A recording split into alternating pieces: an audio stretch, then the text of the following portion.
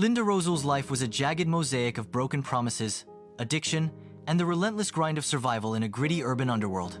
At 32, she was a mother of a 4-year-old boy, Tommy, and a 5-year-old girl, Maya, clinging to the frayed edges of existence on social security checks from her late husband and the fleeting euphoria of prescription pills.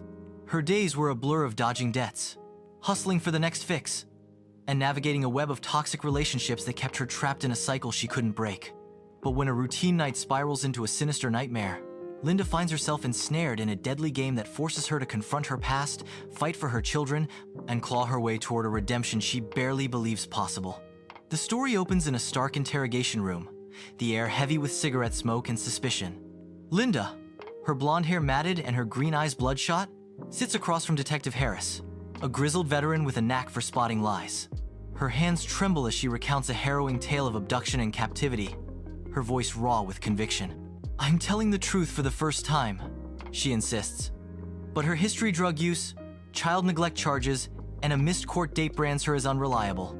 Harris leans back, his gray eyes narrowing.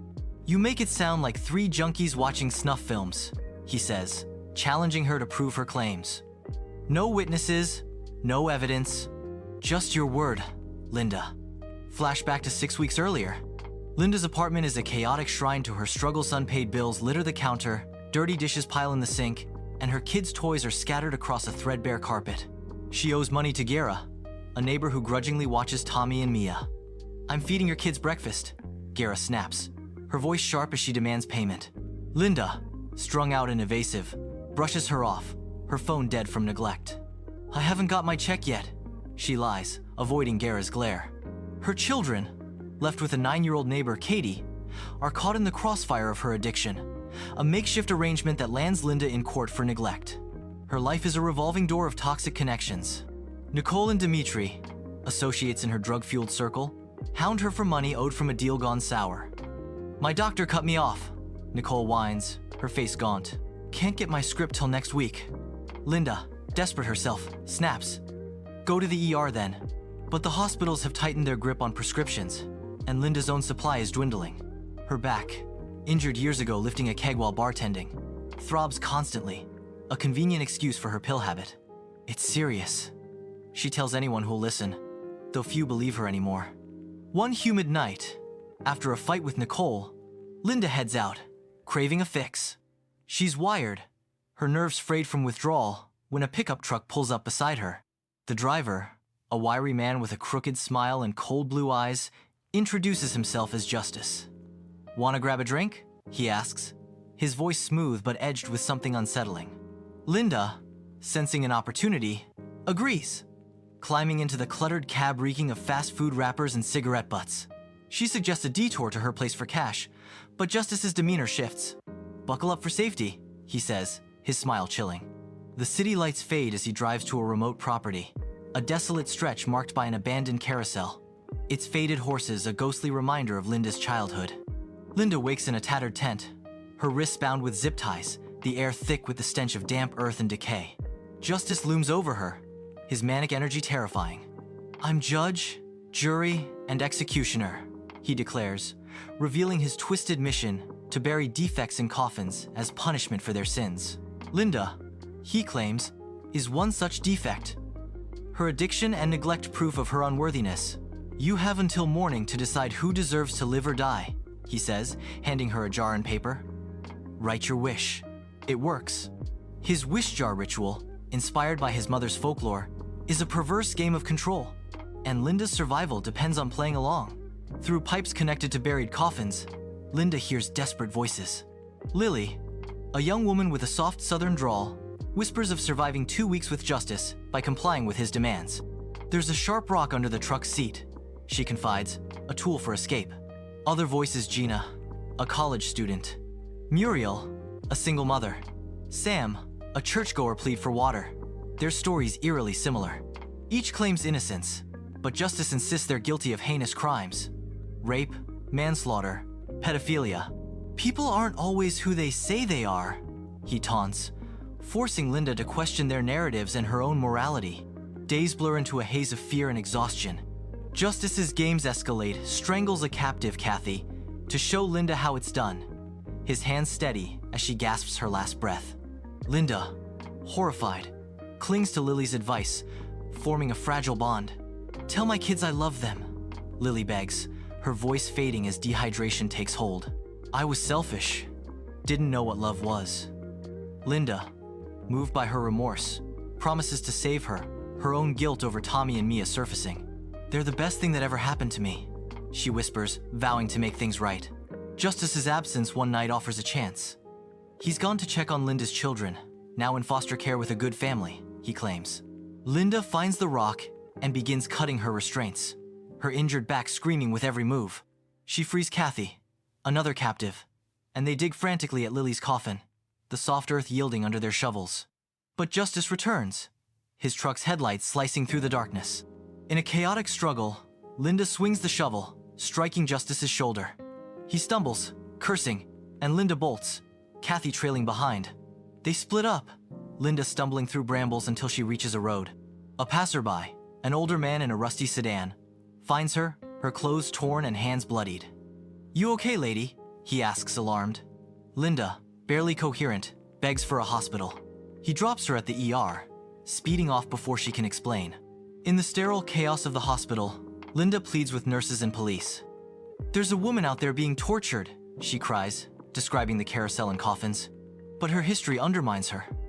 The hospital report notes she was found on the ground with no mention of the driver. Detective Harris, called in, presses for details, but finds no evidence-no cameras at the park. No witnesses. In jail, awaiting trial, Linda grapples with her past. Her children are wards of the state, her apartment stripped bare by thieves or police. "I'm a worthless mother," she admits to Harris, tears streaming. "Been worthless for 6 years, but her ordeal has sparked a flicker of change. I'm clean," she says, her eyes clear for the first time. Harris, jaded but stirred by her raw honesty, shares a rare moment of candor. "We're all angels, one way or another," he says, hinting at his own moral compromises. Dallas Jones, Crystal Foster, Maria Alvarez, they told the same story. Ain't that funny? Linda's heart sinks. Others survive justice, but their voices, like hers, are drowned by disbelief. As Linda faces an uncertain future, she clings to a vow. To fight for Tommy and Mia. To prove she's more than her mistakes. In her cell, she writes their names on a scrap of paper, a makeshift wish jar. "I'm going to make it," she whispers, the words a fragile prayer.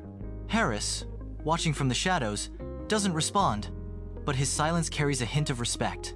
In a world of ugliness, Linda's truth, however flawed, is a spark of defiancy, a chance to rewrite her story, one painful step at a time.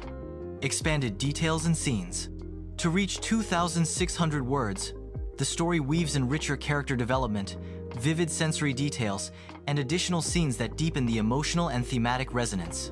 Linda's backstory and struggles. A flashback paints Linda's life before addiction. She was a vibrant bartender, flirting with patrons and dreaming of a better future with her husband, Ray, before his drug arrest and death. The keg injury, described in visceral detail, her spine popping. The keg crashing marks the start of her dependency. Her apartment is a sensory assault. The sour smell of unwashed laundry, the sticky linoleum underfoot, and Mia's crayon drawings taped to the fridge, a reminder of her fading maternal bond. Justice's twisted psyche. Justice is fleshed out as a former mechanic turned predator. His truck, a shrine to his delusions, religious trinkets dangle from the rear view, a worn Bible on the dash.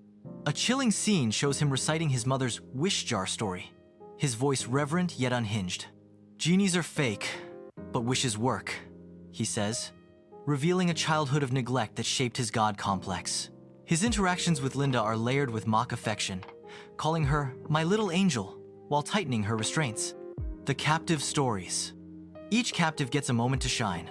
Lily, a former nurse, shares a memory of her son's first birthday, her voice breaking. Gina, a sociology major, recounts being grabbed after a late-night study session, her defiance fading to despair. Muriel, a grocery clerk, sobs about missing her son's preschool play, while Sam, a deacon, insists his faith will save him. These vignettes blur the line between victim and sinner, challenging Linda's judgment and mirroring her own flawed humanity. The property's horror. The remote property is a nightmarish landscape rusted carnival rides. Creak in the wind, the carousel's music box faintly humming. The coffins, buried in a clearing, are makeshift wooden boxes, their pipes jutting like straws. The tent smells of mildew and fear, with a single lantern casting shadows that dance like specters. A scene where Linda feeds the captivess lighting sandwiches through pipes underscores their dehumanization, her hands shaking as she hears their muffled thanks. The escape and aftermath. The escape is a pulse-pounding sequence. Linda's fingers bleed as she saws at the zip ties, the rocks slipping in her sweat. The dig for Lily's coffin is frantic, dirt clogging her nails, her breath ragged. Justice's return is marked by the crunch of gravel, his silhouette looming. The hospital scene is chaotic. Fluorescent lights buzz, nurses shout, and Linda's pleas are drowned by protocol.